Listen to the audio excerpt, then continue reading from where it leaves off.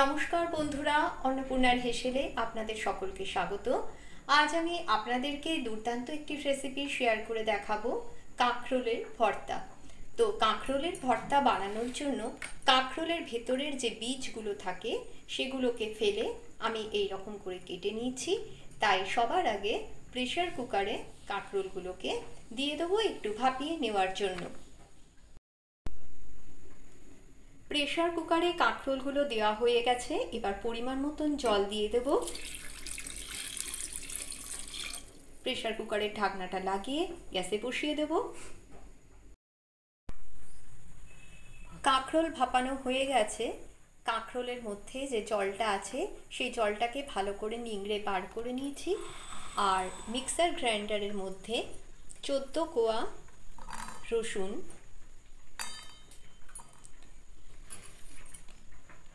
8টা কাঁচা লঙ্কা দিয়ে দিলাম।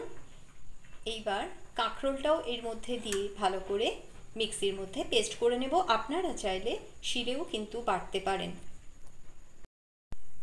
বন্ধুরা দেখুন, কাঁকরোল, কাঁচা লঙ্কা এবং রসুন একসঙ্গে পেস্ট করা হয়ে গেছে।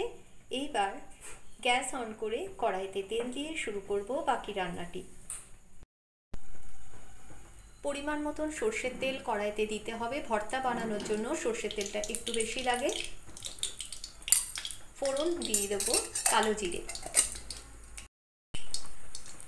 ছোট চামচের 1 চামচ কালো জিরে ফোড়ন দিয়ে দিলাম। এবার ফোড়নটাকে খুন্তি দিয়ে একটু নাড়াচাড়া করে নেব।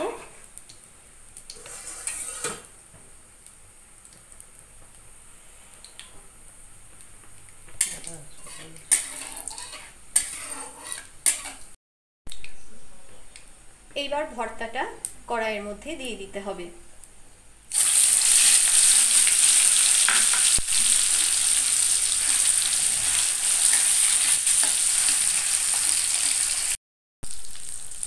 স্বাদ অনুযায়ী নুন দিয়ে দিলাম আর 1/2 চামচ মতন হলুদ গুঁড়ো দিয়ে দেবো, চায়ের চামচের।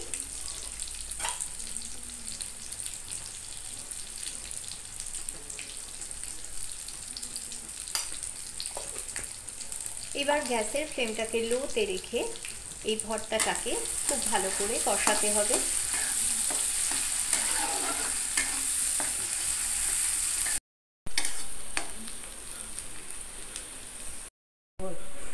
কাঁকরোল ভর্তা সম্পূর্ণ তৈরি হয়ে গেছে। নামিয়ে নেওয়ার আগে স্বাদের মধ্যে ব্যালেন্স আনার জন্য ছোট চামচের 1 চামচ চিনি দিলাম।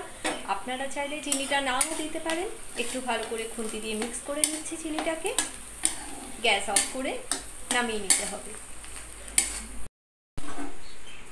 বন্ধুদের আজকের রেসিপি কেমন লাগলো আমাকে কিন্তু আপনারা অতি অবশ্যই কমেন্টস করে জানাবেন। ভালো লাগলে লাইক, শেয়ার এবং সাবস্ক্রাইব করবেন আমার চ্যানেলটিকে। ভালো থাকবেন বন্ধুরা, দেখা হবে আপনাদের সঙ্গে পরবর্তী একটি ভিডিওতে।